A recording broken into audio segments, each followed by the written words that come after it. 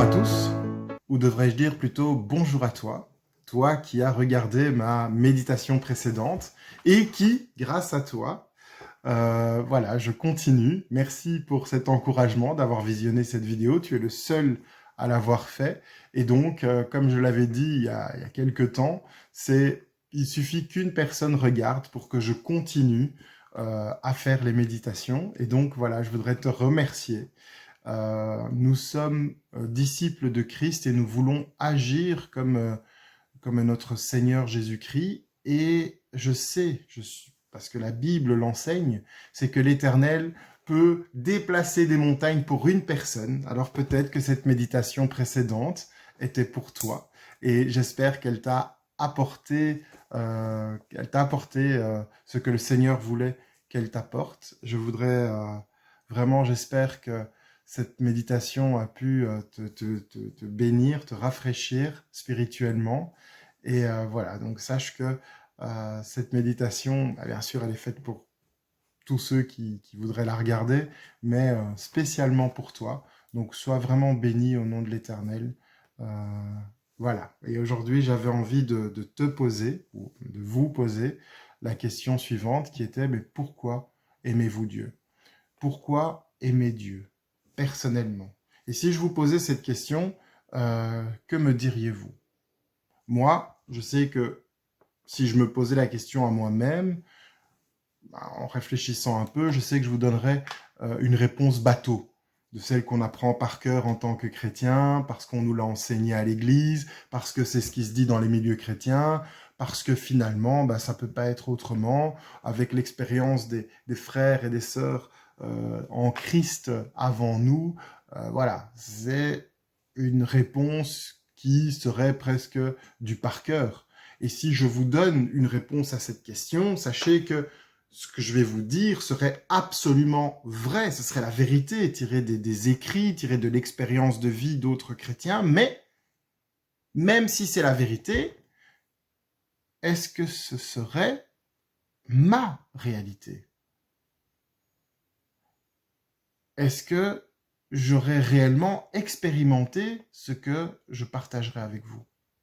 Ou quand on pose ce genre de questions, est-ce qu'on ne donne pas parfois des réponses qu'on n'a pas expérimentées, mais plutôt parce que tout le monde dit la même chose, tout le monde dit pareil, parce que ça fait beau, parce que dans les milieux où on évolue chrétien, bah oui, quand on dit ça, ça fait, je suis un bon chrétien, vous voyez, mais est-ce qu'on sait vraiment ce que c'est, ce que l'on dit? C'est assez compliqué. Et moi, personnellement, une des réponses que je pourrais partager avec vous, ce serait, et c'est la vérité, hein, c'est la vérité. Est-ce que c'est ma réalité? Ça, c'est autre chose, mais ce serait la vérité. Je pourrais dire, mais j'aime le Seigneur car il est le Dieu vivant, le seul Dieu vivant, créateur de toutes choses, et il a créé la vie parce qu'il est amour, et nous sommes sa création, une création qu'il aime. Alors comment ne pas aimer quelqu'un qui nous aime sincèrement, d'un amour pur, d'un amour sincère, d'un amour vrai?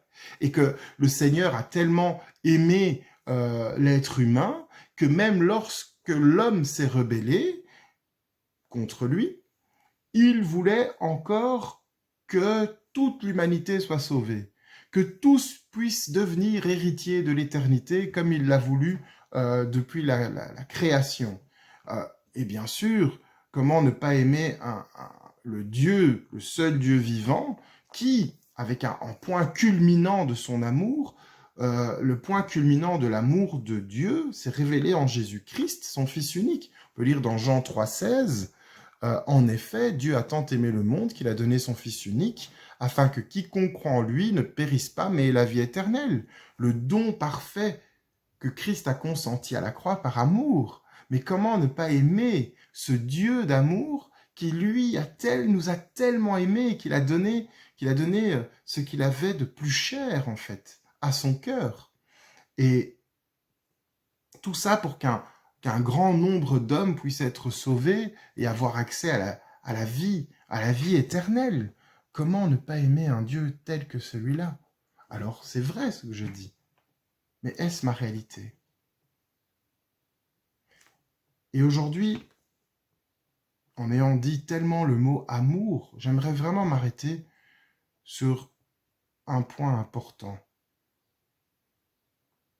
En tant que chrétien, en tant que disciple de Christ, en tant qu'enfant de Dieu, l'amour est au centre de notre foi. C'est par amour que le Seigneur a créé toutes choses. L'amour de Dieu pour sa création, l'amour de Dieu pour l'humanité, l'amour à travers Christ. Et comme Jésus nous l'a enseigné, l'amour de l'être humain pour son prochain. Du coup, en tant que disciple de Christ, on aimerait tellement faire de même, ou en tout cas, on dit qu'on voudrait faire de même, ou on dit faire de même. Et malgré qu'on répète et répète ce que Jésus nous dit dans Jean 13, 34, « Aimez-vous les uns les autres, comme je vous ai aimé, vous aussi aimez-vous les uns les autres », ou encore ce qu'on peut lire dans Marc 12, 31, « Tu aimeras ton prochain comme toi-même ». Tout comme la question que j'ai posée au début, pourquoi on aime Dieu? Est-ce que on vit réellement ces choses? Vit-on réellement la même chose? Ou bien est-ce qu'on ne répète pas plus ces versets comme des mantras, au lieu que ce soit une réalité spirituelle dans nos vies? Malheureusement, il est impossible à l'être humain de pouvoir vivre ces réalités spirituelles, sans avoir été transformé par le Saint-Esprit. On ne pourra jamais aimer comme Jésus aime sans avoir été transformé. Il n'y a que le Saint-Esprit qui peut nous faire vivre ces réalités spirituelles parfaitement et sans arrière-pensée. Car malheureusement, l'amour de l'être humain est souvent conditionné. On ne peut pas aimer l'Éternel sans avoir été transformé par son Saint-Esprit. On ne peut pas aimer l'autre, le prochain, sans avoir été touché et transformé par son Saint-Esprit. Entre êtres humains, on aime souvent les personnes qui nous font du bien. Il y a un retour. Cette personne est gentille, cette personne est généreuse, cette personne est polie, cette personne me fait rire. Je peux être protégé par cette personne parce que je suis faible. Je peux protéger cette personne parce que cette personne est faible et ça me fait du bien. Cette personne a besoin de conseils et elle m'écoute, etc., etc. Il y a plusieurs façons et différents langages pour avoir un retour émotionnel qui nous fait du bien. Et c'est facile d'aimer ces personnes. Mais qu'en est-il des personnes qui nous apportent que querelles, mauvaise ambiance, malhonnêteté, mensonges, que des problèmes, que des tracas, de tristesse, des personnes toujours dans le besoin, sans jamais écouter les autres et toujours à se plaindre, lourdes, pas marrantes, etc., etc. Parfois même qui sentent pas bon. En toute honnêteté, ce genre de personnes, en tout cas je parle pour moi j'essaye de les éviter. Et même si, parce que la Bible nous l'enseigne, et parce que c'est comme ça qu'on doit vivre en tant que chrétien, même si je dis les aimer, même si je dis vouloir les aimer, même si je dis vouloir faire des efforts pour les aimer, souvent, je les aime de loin, et voire parfois même de très loin. Je ne me dirige pas naturellement vers ces personnes qui ne m'apportent pas un retour émotionnel positif.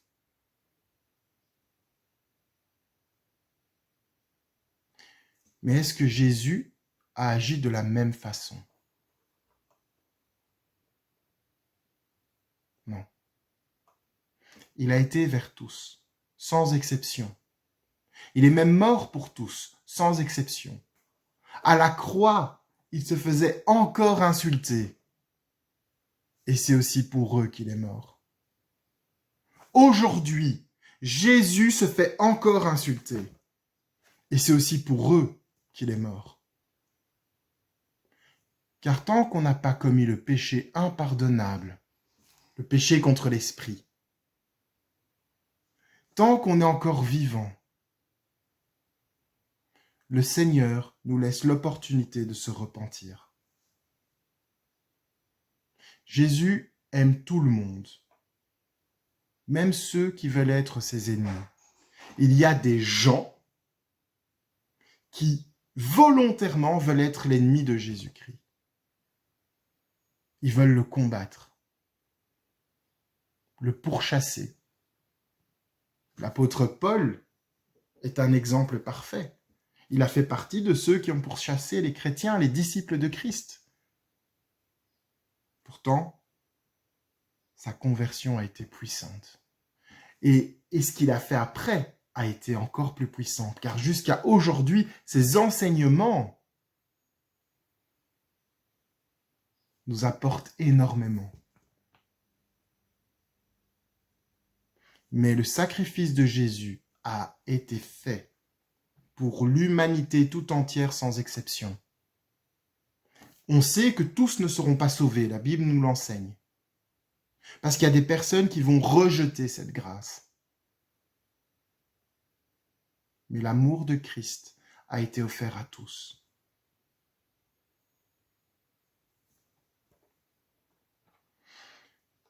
Si l'amour que les êtres humains ont les uns envers les autres est conditionné, le pire, c'est qu'on agit de la même manière avec le Seigneur, qu'on soit chrétien ou non. Pourquoi on aime Dieu? C'est souvent conditionné. Si Dieu ne me donne pas, pourquoi devrais-je faire un effort pour lui? Si l'Éternel existait, il changerait les choses pour que ce soit plus facile. Si le Seigneur m'aime vraiment, pourquoi devrais-je changer? Car ça n'apporte rien, ça ne va pas changer à l'amour qu'il a pour moi. Si ça n'améliore pas mon quotidien, pourquoi dois-je faire quelque chose pour l'Éternel si ça ne change rien à ma vie terrestre? Qu'est-ce que Dieu a fait pour moi pour que je m'intéresse à lui? Pourquoi le Seigneur ne me répond pas directement? Moi, je pense que si le Seigneur répondait à chaque fois que je demande quelque chose, je pense que je serais plus fidèle. S'il me donnait, quoi que je demande, je demande, je reçois, directement sans attendre. Ma vie serait plus facile et là, je pourrais croire en lui. Toutes ces questions ont déjà été posées. Mais toutes ces questions prouvent que c'est un amour sous condition. Et je vais peut-être vous surprendre, mais l'Éternel ne veut pas obliger qui que ce soit à l'aimer. Et il ne veut pas obliger qui que ce soit à le suivre ou à suivre ses commandements. Mais si le monde suivait les prescriptions que Dieu a données, les citoyens du monde entier vivraient mieux. Et je vois déjà certains dire que la majorité des guerres ont été faites au nom de Dieu, tu dis n'importe quoi, ou encore qu'étant donné l'impact que le christianisme a eu sur Terre, que si Dieu existait, ce serait pas parti en cacahuète, mais tout le monde serait bien, etc., etc. Ce sont souvent des arguments de non-croyants qui aiment dire si Dieu existait. Si Dieu existait, il n'y aurait pas autant de souffrances à travers le monde. Et là, j'aimerais quand même ouvrir une petite parenthèse. Qui fait la guerre aux hommes? L'homme.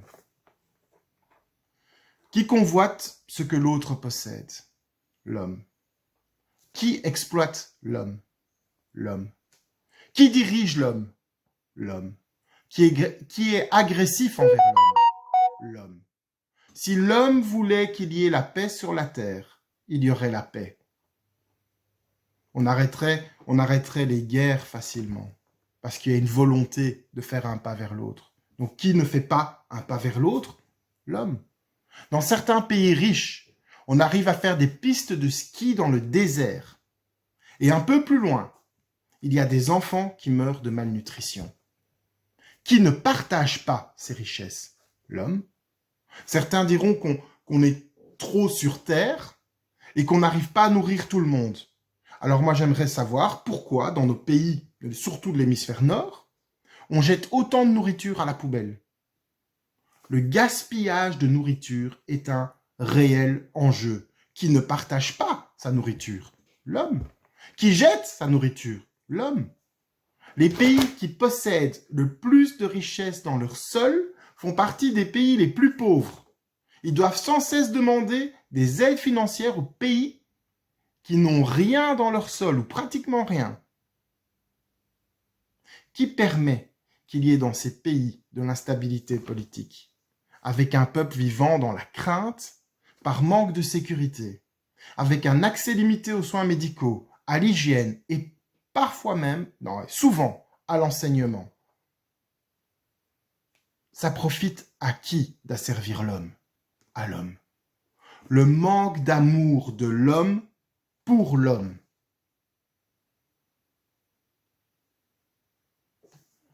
Et ceux qui disent faire toutes ces choses au nom de Dieu, ils vous mentent. Dieu n'a jamais demandé à l'homme d'asservir son prochain, de lui faire la guerre, de l'exploiter, de se moquer de lui faire du mal, de profiter de sa faiblesse, de lui faire peur, de le priver de nourriture ou d'eau, de ne pas lui permettre d'avoir un accès à une bonne éducation, de lui refuser des soins de santé, d'écraser son prochain car on se sent supérieur. Dieu n'a jamais demandé ça à quiconque, n'a jamais demandé ça à l'homme.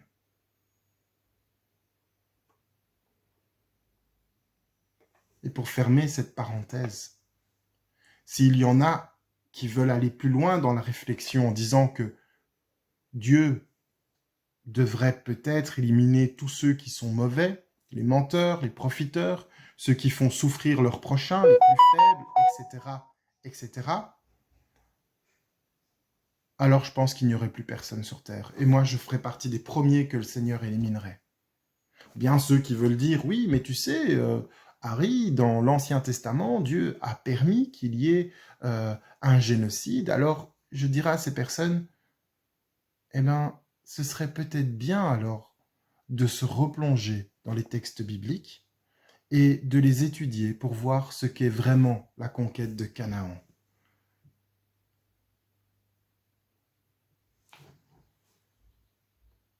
Petite parenthèse fermée. Et là, je reviens sur le sujet qui nous intéresse. Je vais peut-être vous surprendre, mais même si l'Éternel nous demande clairement d'aimer son prochain comme soi-même, il ne nous oblige pas à le faire. Tout comme le Seigneur laisse la liberté à l'être humain de l'aimer ou non, il laisse aussi la liberté à l'être humain d'aimer son prochain ou non. C'est dingue, hein?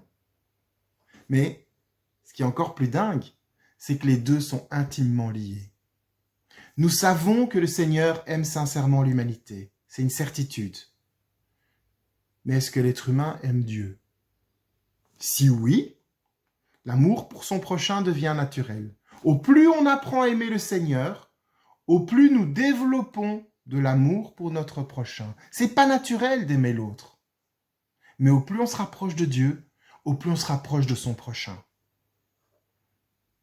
Sinon, quoi que soit notre croyance par rapport à l'existence d'un Dieu ou non, la non-relation avec le Seigneur nous amènera à avoir une relation avec notre prochain selon notre propre façon de voir la vie et la compréhension de celle-ci. On regardera au travers de notre propre regard, notre propre intelligence, en se plaçant comme la norme et jugeant l'autre selon notre propre valeur humaine, selon les mœurs, les us et coutumes de la région où j'habite, où je suis né, mais qui est sans aucun doute corrompue et imparfaite, est certainement liée à des sentiments binaires par rapport à là où on se situe, là où on évolue, voire là où on est né. Parce que la société autour de nous nous aura fabriqué cette idée de penser, cette façon de penser, cette façon de voir les choses.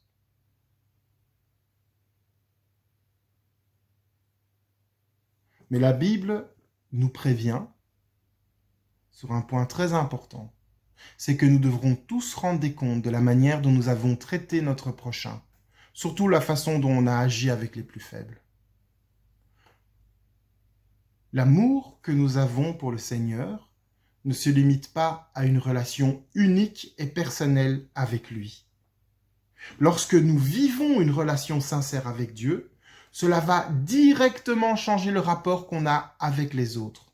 La façon dont nous allons interagir avec notre prochain commencera à changer. Pour se rapprocher de la façon dont Jésus-Christ a agi envers ses contemporains, mais aussi comment il a agi pour l'humanité tout entière.